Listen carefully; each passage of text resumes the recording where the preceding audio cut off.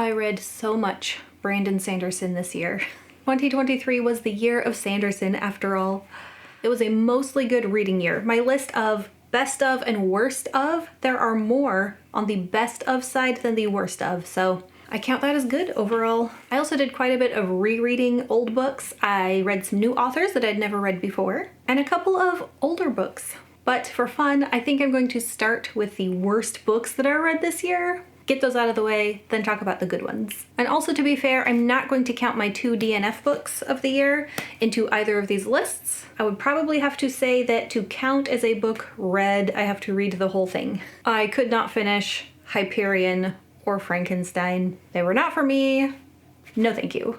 So out of the 30 books that I did finish, the worst ones on my list start, sadly, because I enjoyed it, with The Frugal Wizard's Handbook for something. Surviving Medieval England.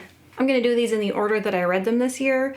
That was probably the first of the not as good books that I read this year, which was disappointing. It was the second year of Sanderson's secret novel. It's pretty, the art style was cute, there was the excitement of it being the secret book. It started off so weird and I wasn't sure if I was going to like it, and I can be objective enough to say it wasn't as good, even though I liked it, especially if you compare it to the other secret novels, which I think it's fair to do. I did a ranking video and this one was not even close to the top. My next least favorite, and I won't say the next worst, because a lot of people love this one, is Gardens of the Moon by Steven Erikson. And like, I can be objective about Frugal Wizard and say I liked it even though it wasn't great. I can see why people like this one. I think I was very fair in my review of it, pointing out the things that are good about it. The magic was one of the best things. Some of the language used, it's not bad, but I felt like I was having to get through it. And that's not how I want to feel when I read a book. I want to enjoy what I'm reading. I had also just DNF'd Hyperion, so I felt a little pressured to finish it all the way. But now I can fully say I got to the end and I wasn't sure what the plot was the whole time, and that seemed weird. The next one on my not so favorite list is The Lost Apothecary. Don't even remember who it's by. It was a fine book. I think it gave great perspective on the life of a woman. It was definitely a woman's book written for women, definitely targeted to that audience. And there were parts that were painful, parts that made me feel stuff, but it was not a book that I enjoyed getting into the world of. It didn't make me feel good. And I don't mean that I need a book to make me feel happy, because sometimes a really good book are the kinds that rip open your heart and make you cry and you feel so emotional. Maybe you feel like throwing the book across the room. Those kinds of big feelings can help a book be good. But the feelings I had reading The Lost Apothecary weren't those. They were like, I don't know, disgusted. I didn't like the girl's husband, ex-husband. I felt like I was looking forwards to something really bad happening at the end, and I just had that feeling of like doom. I don't know, it was not one of my favorites of the year. And I feel really bad about these last two of the worst / least favorites, and I'm so sorry, but my dragon books start here. This one, not surprising. I've talked a lot about it in other videos. It came out too fast. It didn't get all the revisions it needed. Fourth Wing was better. Fourth Wing is not on my favorites or least favorites. It was enjoyable. Thought it was fine.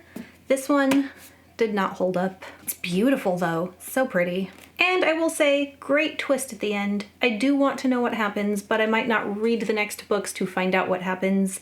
I'll probably just read online later. And this one did give me a lot of feels. I waited 12 years. We waited 12 years. It's not the book I wanted. It's not what I've been waiting for in the world of Allegasia. The things that happened to the characters made me mad. I desire a happy ending for Thorn, especially, even more than Murtagh. I believe the next video that comes out after this one is going to be my Murtagh versus Iron Flame video. There I'll go a little more in depth about these two. But I'm sad to say they were on my not so favorite group of books for this year. Part of that could have been all the lead up and all the hype and all the excitement, and then it's a lot of pressure to put on a book first coming out.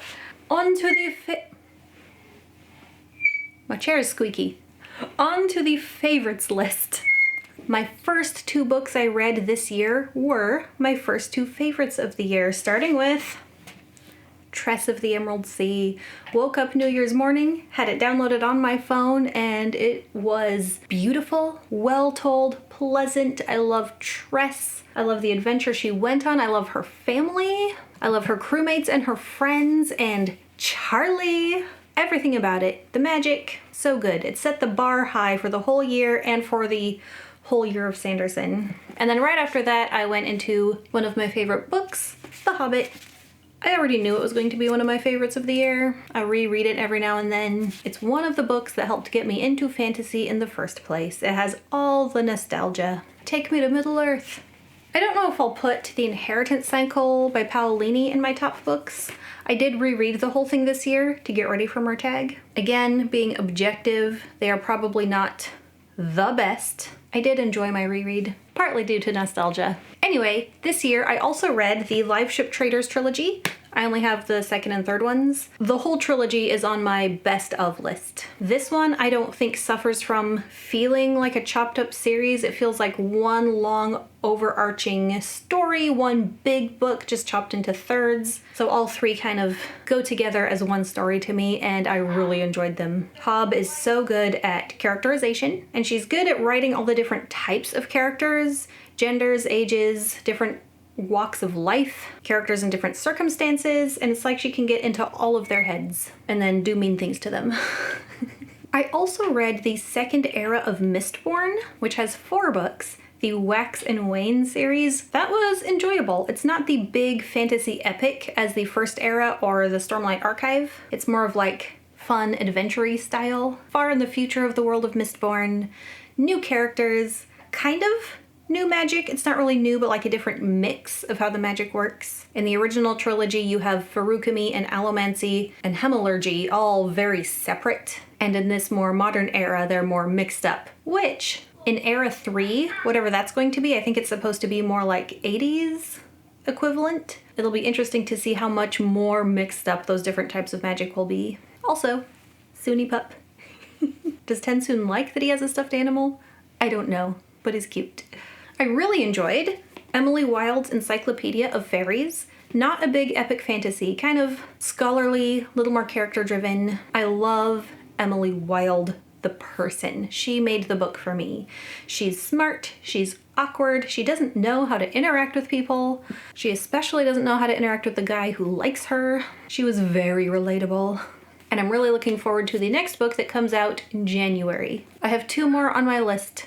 Unsurprisingly, also from the year of Sanderson, Yumi and the Nightmare Painter, the more Asian anime inspired one. This was one that I felt like it took a little while to get going because the days don't repeat, but the routine in each day as they go forward repeats a lot as they try to figure things out.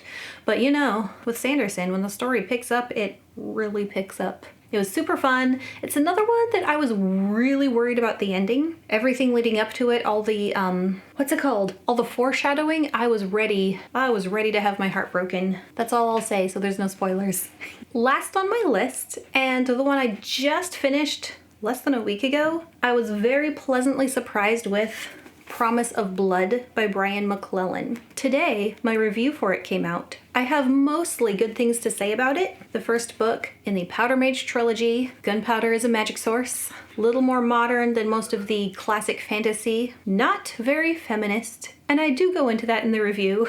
I'm also planning on making a character video for this one because part of what I loved about it so much was the characters. The characterization, the character interactions with each other. Thought that was all very well done, and I look forward to reading the rest of this trilogy and maybe the next one. My current read is Watership Down. I'm like 2 chapters in, so I have no idea if it would have made the worst or best. Or somewhere in the middle, I don't know. Your turn. In the comments, what were your favorites or least favorites? Books you hated or books you loved? And I'll see you for more videos.